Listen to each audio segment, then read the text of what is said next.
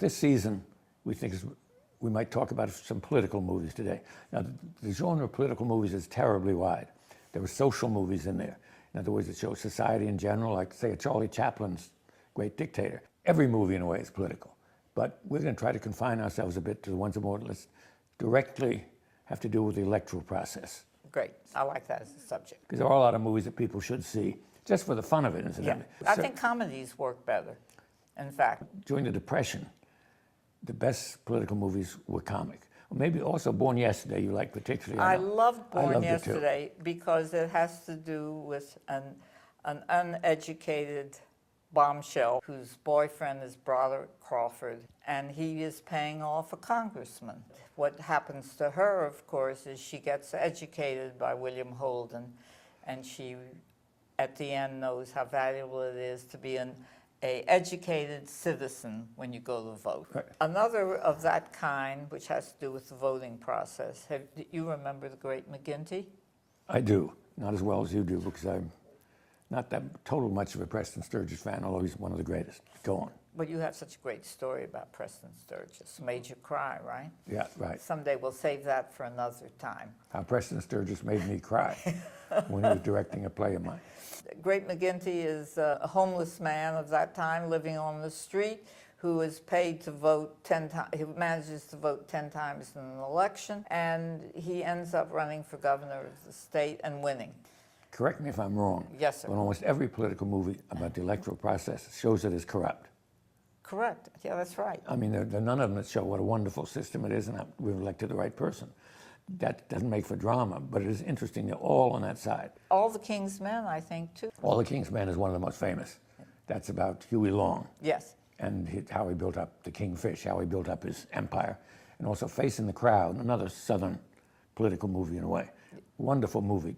Also with a man who's a banjo player, a kind of low-life singer who becomes a powerful person, and you realize that he is going to have real power when he gets elected, and you're terrified.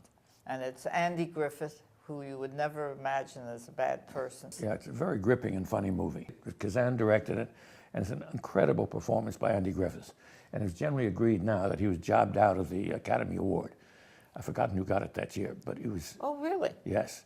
Everybody said immediately after that was unspeakable. I've forgotten some sap got it. It'll probably turn out to be the greatest actor in the world, Marlon Brando or somebody, but no. But anyway, I declare that he was jobbed out of it. How about, of course, the most famous, Mr. Smith Goes to Washington? I have mixed feelings about that, about all of Frank Capra. Frank Capra was basically a fascist. He was very right-wing, anyway. How can you say that? How can you say that? He had, in his personal beliefs as well as in the movies, to me. In other words, there was this phony, totally phony thing about democracy, about you always had Jimmy Stewart or somebody go and make a big difference. Didn't Jimmy Stewart do it twice? Isn't Jimmy Stewart and the one that everyone watches at Christmas? Christmas, yes. And that's another piece of incredible junk. I mean, it is so preposterous. It's a Wonderful Life. That's a political movie. Yes. It says that really, it's a wonderful life. And that, of course, is the bank power, which they managed to take over the town, and all these people are going to lose their... They're very current, these movies. We got The Bank Failures, right? Which is the bank that Jimmy Stewart owns, as opposed to the one Lionel Barrymore owns. And then The Great McGinty is about paying people to vote. We have the voting fraud, as took place in Florida. And in Chicago. And in Chicago. Interestingly enough, 50 years after these movies were made, the same events keep happening. What happens to Bulworth? He's a good person who tries to run and gets crushed. It's kind of like the candidate. Well, the candidate was, of course, Robert Redford, who really believed politically in these, in how you can turn anybody in the world into a political candidate that can win an election. It is true of the candidate, it's true of The Great McGinty, it is true of... Facing the Crowd. Facing the Crowd. Well, you know, what happened to Ronald Reagan? GE Theater. Yeah. Right? What was that except being so well known on the television screen that you could run him for President of the United States, governor first, and now Arnold Schwarzenegger.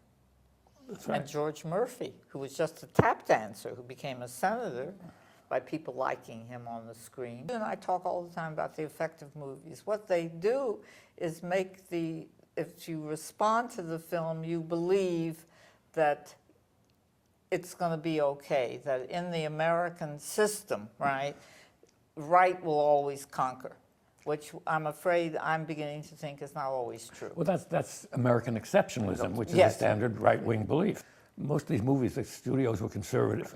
None of these movies really rocked the boat the way that some German or Russian movies do. I know in advance when I see a movie, a political movie, unquote, whether I'm going to like it or not. I don't go to see it if it's going to be a super right-wing movie or a super left-wing movie. It's all preaching to the choir. The people who go to those movies already believe what the movie says, and they say, wonderful, this is going to wake people up. Current movies have been Dave, And these are, forget these. Swing Vote, which Total failure and an awful movie. But because they're so silly, though. They're exaggerated so much, it's just silly. But also, these are not movies that people rush to see. That's the reason that we don't see many of them now. well, we have one coming that everyone is anticipating, is Oliver Stone's view of the present president of the United States, called W. Hopefully we'll review it. If we're still alive. I'd say more if we're still alive. But anyway, these movies should be seen. I consider they're fun movies. And otherwise, if it affects you, if it makes you a better American, Yes. so be it. I never thought I'd hear you say that. You have the cynical demeanor. I said so be it. I did not mean I was going to say lots of luck. Okay, so be it then. What I guess you're telling people is to vote, but vote often, right? As we used to say. God bless America.